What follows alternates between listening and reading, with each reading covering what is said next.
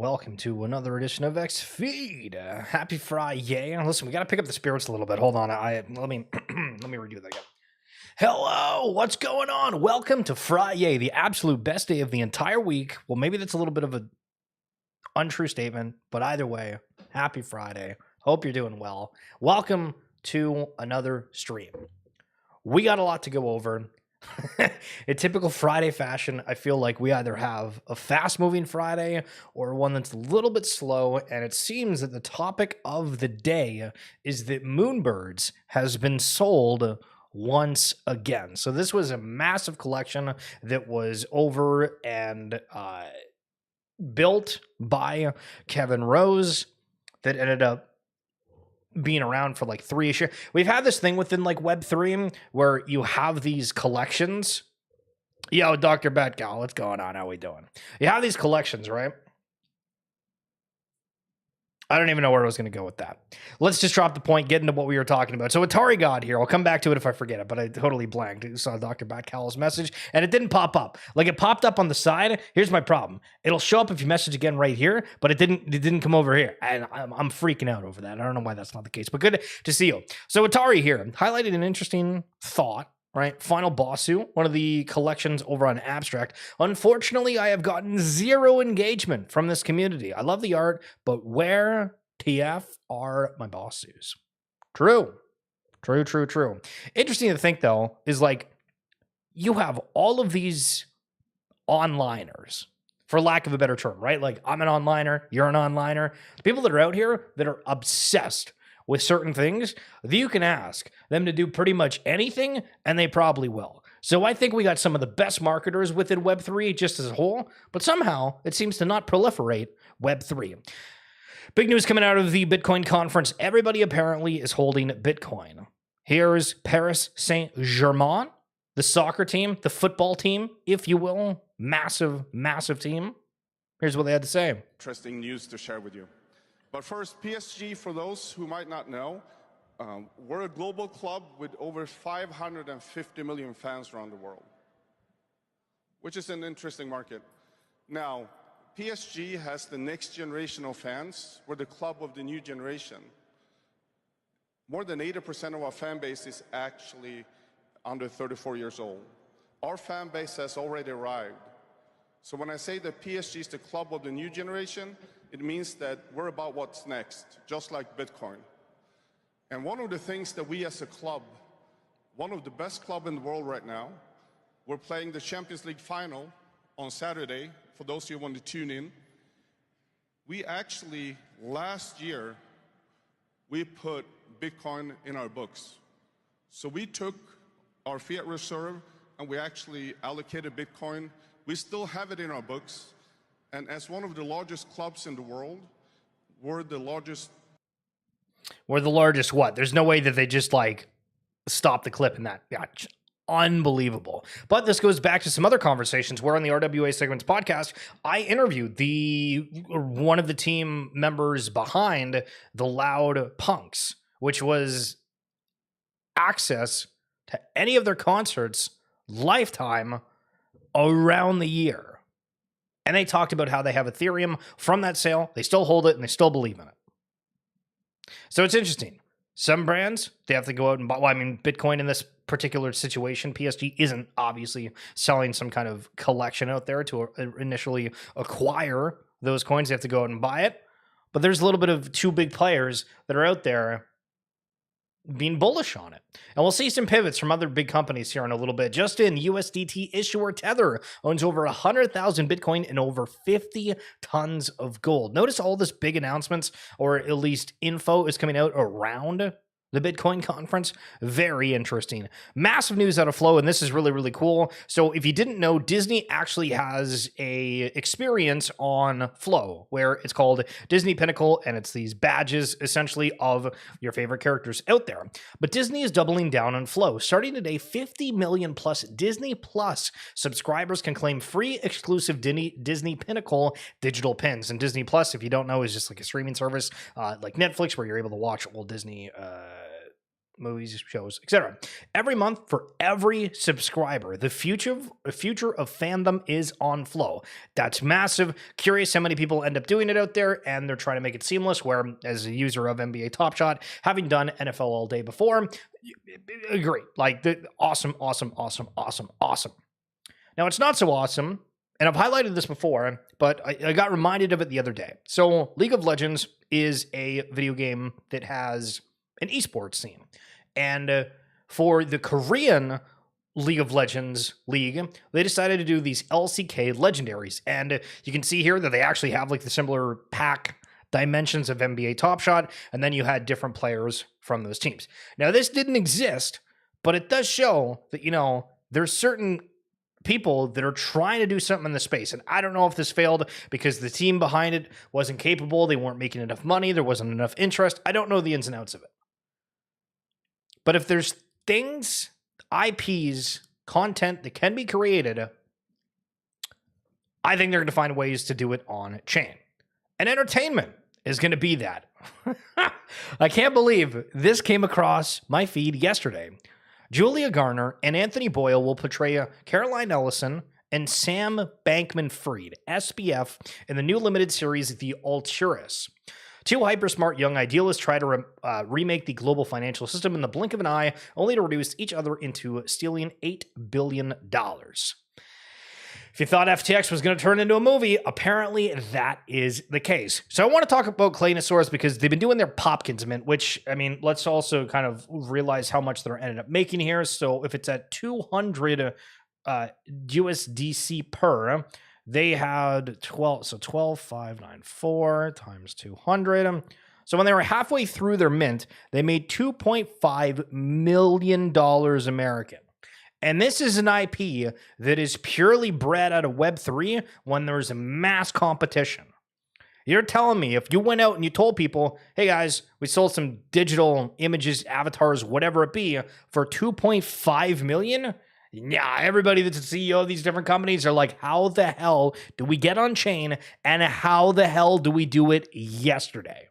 I still think there's going to be an absolute flood, but it gets better because then you go around and you're like, oh, okay, so they actually sold more than that at 25,311. And I think there's more than this as well, but then that 2 million turns into $5 million.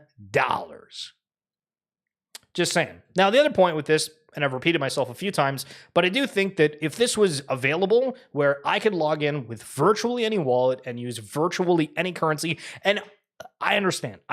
It's easy. I could just swap whatever token to USDC, have the 200s, bada boom, bada bang. And maybe it's not even like the USDC argument, just like the exact wallet and not having to switch to like the SUI chain because that's where it was, right? If it's you don't have to do any of that stuff.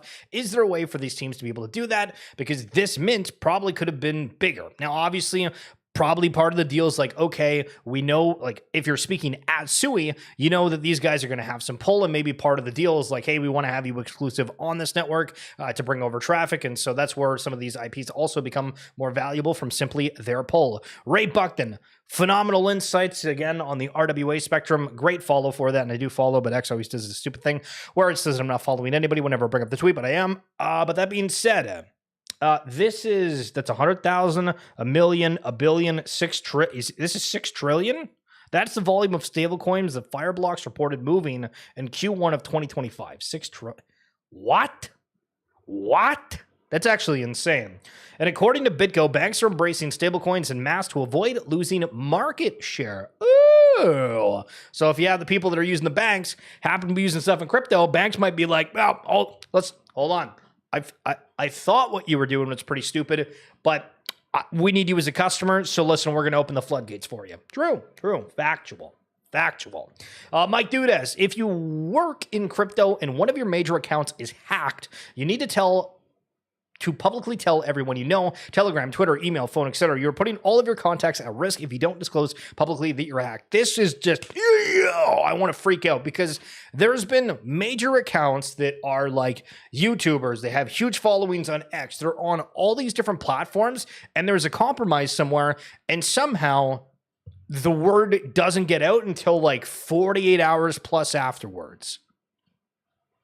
And I've never, ever understood how it takes that long. Now, maybe all of their accounts were compromised. They use the same passwords for literally everything, and it seemed to be happen chance. But I've seen it multiple times where it comes out, hey, that person was hacked several days ago. Why wasn't it update a little bit sooner? I don't understand. So the title, included on the stream, is talking about pivots a little bit. And so GameStop CEO, right, the video game sellers, or formerly, still is kind of, said in a video that they are becoming less reliant on video games and shifting focus towards collectibles, trading cards, both sports and TCG, as well as grading. So I used to have a variant, a Canadian version of GameStop locally, and it shut down because it didn't have enough customers.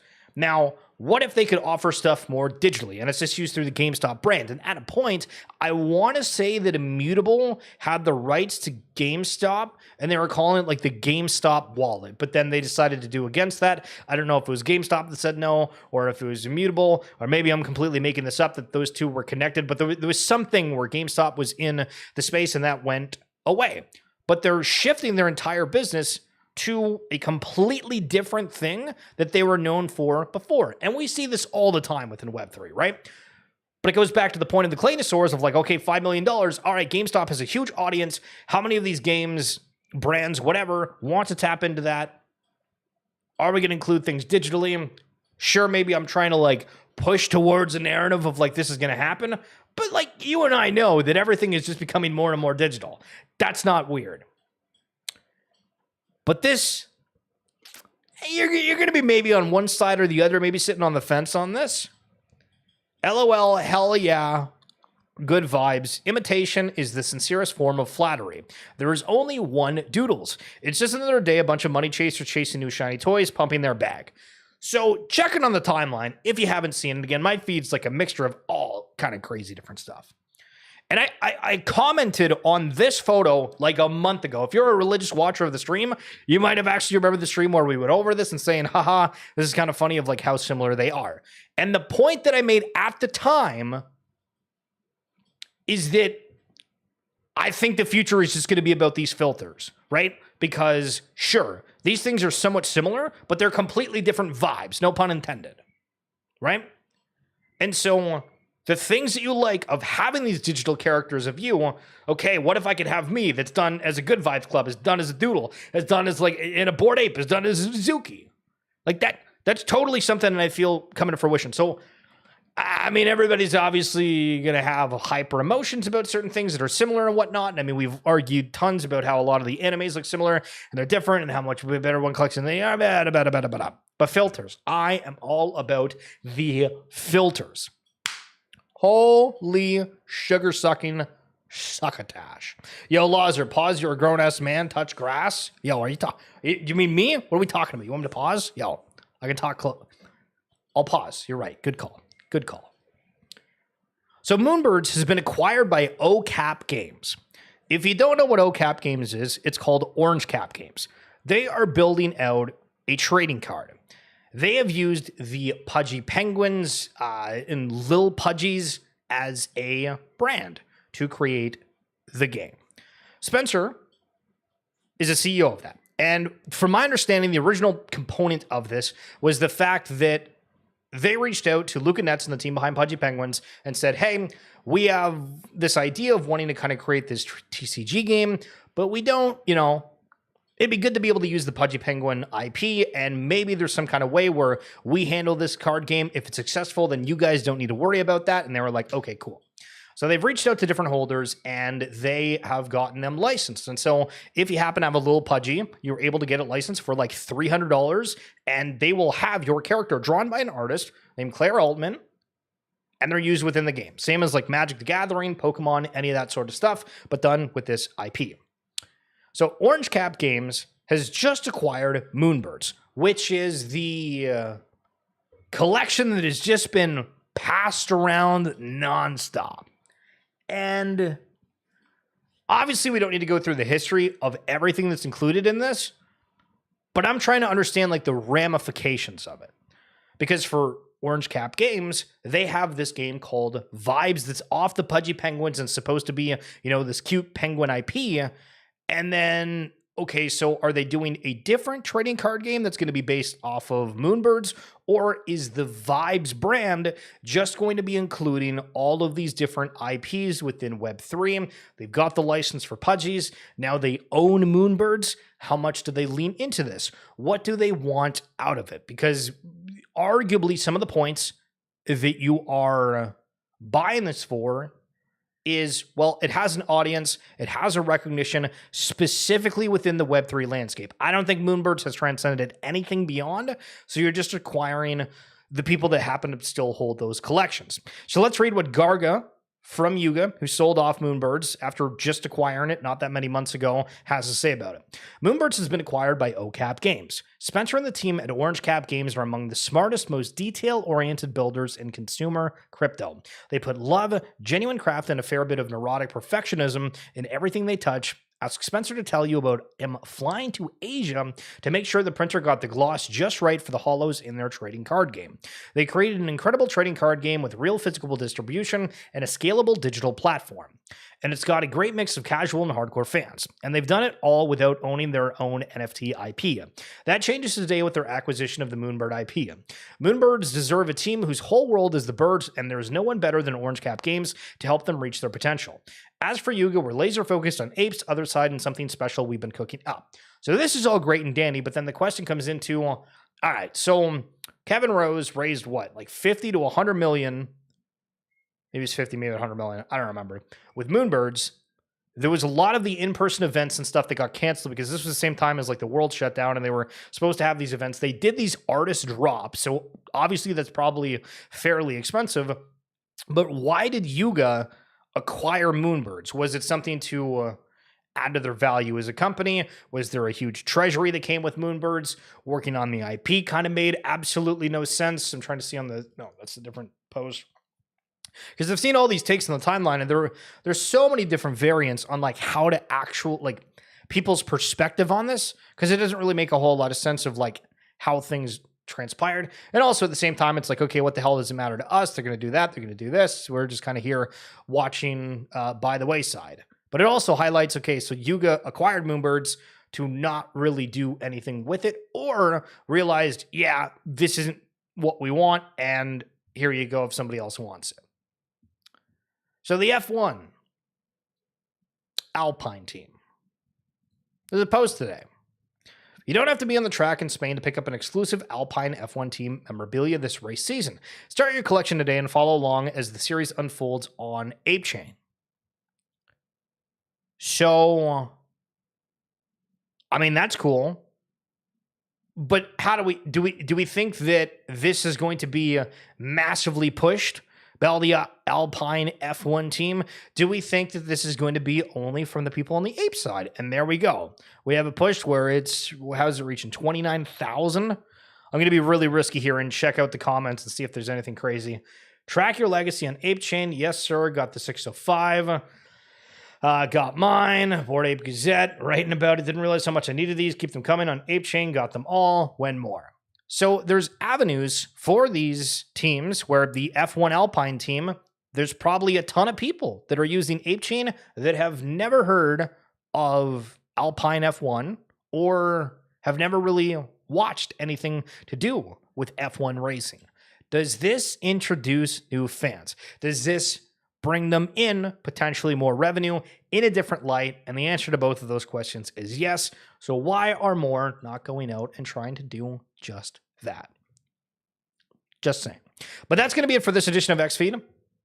I want to thank you for coming on through. Lazer, thank you for telling me to pause. You're right. I was flying through it. If you're getting on League in a little bit, let me know. Probably like 30, 45 minutes, and I'll probably be around. True. But I hope you guys found something value out of this. I hope you enjoy your weekend, and I'll see you back on Monday. And a quick reminder, again, if you're wanting to have a little bit of different content from me, we do the RWA Segments podcast focused on the tokenization of everything. We've talked with some of the craziest people in the industry, and you can check that out by searching RWA Segments with an I instead of an E on the mint part, or just checking out the link in the description below on YouTube or on my bio on X. Thanks for tuning in. See you next week. Peace.